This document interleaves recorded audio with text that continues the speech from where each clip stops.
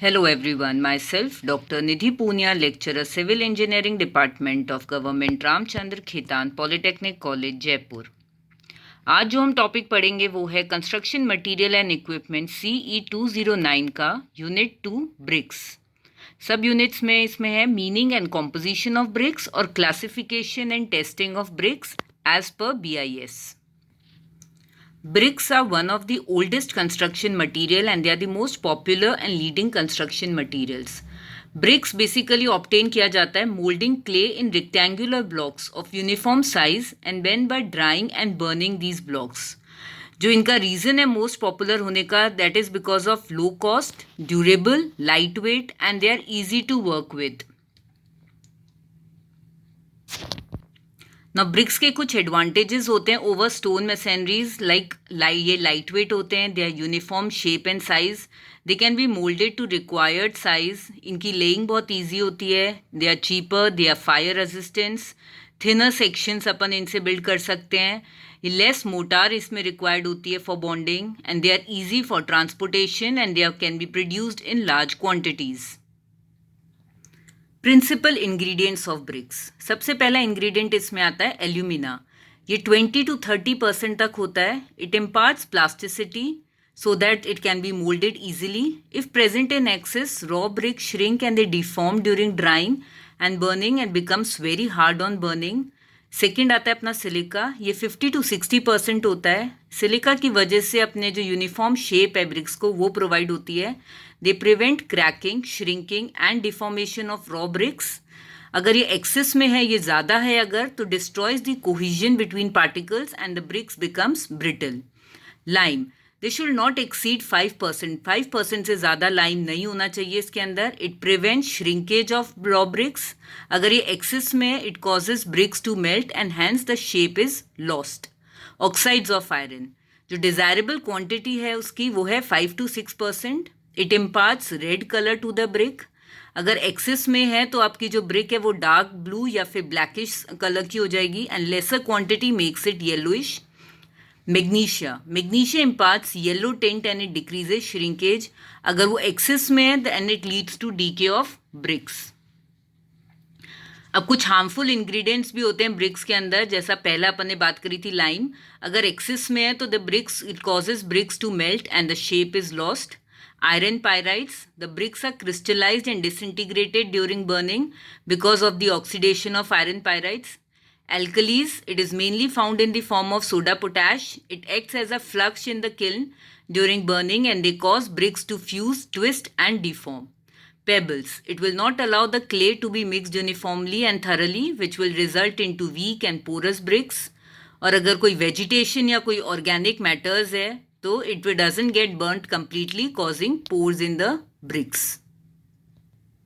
Qualities of the good brick. अब कुछ qualities होनी चाहिए एक अच्छी ब्रिक के अंदर। तो सबसे पहले अपने जो ISI उसके रूल्स के अकॉर्डिंग अपनी जो शेप एंड साइज़ है वो होनी चाहिए 190 mm into 90 mm into 90 mm। जो डेप्थ ऑफ फ्रॉग है वो 10 to 20 mm। Length of frog is 100 mm and the width of the frog is 40 mm। Size including motor joint में साइज हो जाता है 200 mm into 100 mm into 100 mm and जो wait है उसका 30 Newton. It should be properly burned. It should give clear ringing sound when stuck with each other. Bricks when broken, they should show a bright, homogeneous and compact structure free from voids.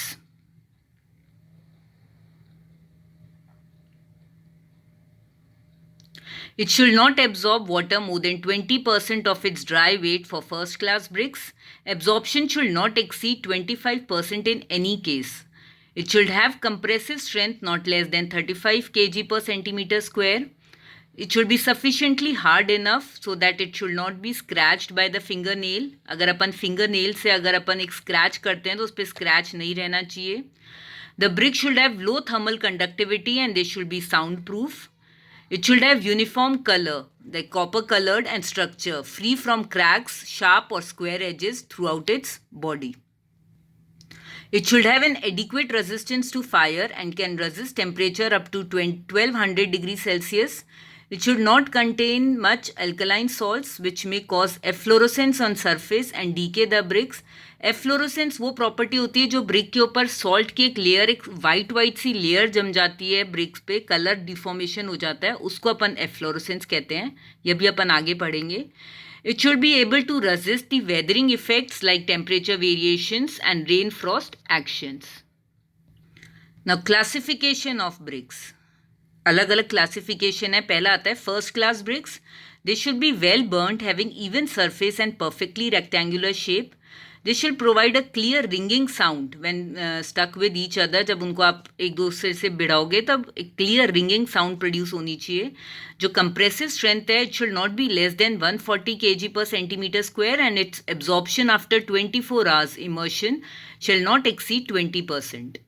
एक uniform appearance होना चाहिए, texture and structure. जो specific gravity है 1.8 and it should not break when dropped from 1 to 2 meter height.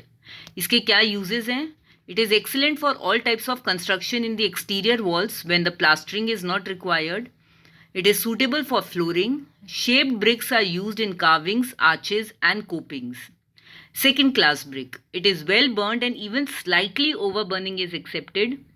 Clear metallic ringing sound is also must.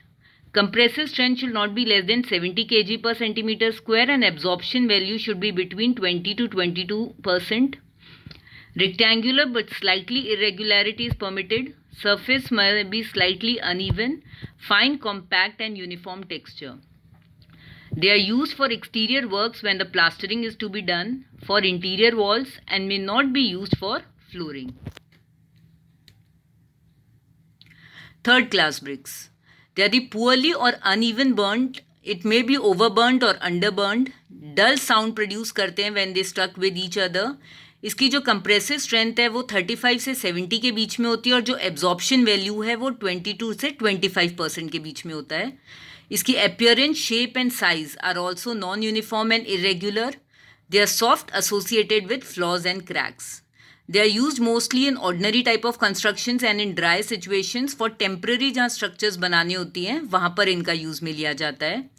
Fourth class bricks और झामा. They are irregular in shape and dark in colour due to overburning. They are low in porosity and absorption. इसको कहाँ use में लिया जाता है? They are unfit for use in building constructions because of their regular size. They are used in broken form. They are used in aggregate for concrete in foundation, floors, roads etcetera. एक और type of bricks आती है heavy duty bricks. They are exceptionally densed, perfectly burned and very strong bricks. इनकी जो compressive strength होती है वो 440 kg पर सेंटीमीटर स्क्वायर की होती है. Now test for bricks. Different test किए जाते हैं ब्रिक्स पे, जिसमें पहला टेस्ट है आपका एब्जॉर्प्शन टेस्ट. इसमें the brick is taken and उसका ड्राई वेट लिया जाता है और फिर उसको पानी में इमर्स 16 आवर्स के लिए पानी में इमर्स किया जाता है. इसका फिर वेट वेट लेकर the difference in weight indicates the amount of water absorb by the brick. It should not be in any case exceed 20% of the weight of dry bricks. Now crushing strength. जो crushing strength of the briquette is found by placing it in a compression testing machine. It is pressed till it breaks. Now as per BIS standards, जो minimum compressive strength या minimum crushing strength of the brick is 3.5 Newton per mm square. A brick with crushing strength of 7 to 14 Newton per mm square are graded as A class bricks, and those having above 14 Newton per mm square are graded as AA class bricks. Next आता है hardness. Hardness test में एक scratch करते हैं अपन brick surface के ऊपर with the help of finger nail, और अगर no impression is left on the surface the brick is treated as sufficiently hard. Shape and size. इसके अंदर अपन ब्रिक को क्लोजली इंस्पेक्ट करते हैं and it should be of standard shape and size. It should be truly rectangular with sharp edges.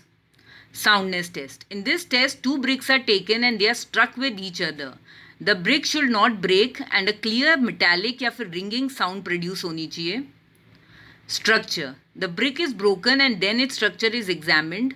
It should be homogeneous, compact and free from any defects such as holes, lumps, etc.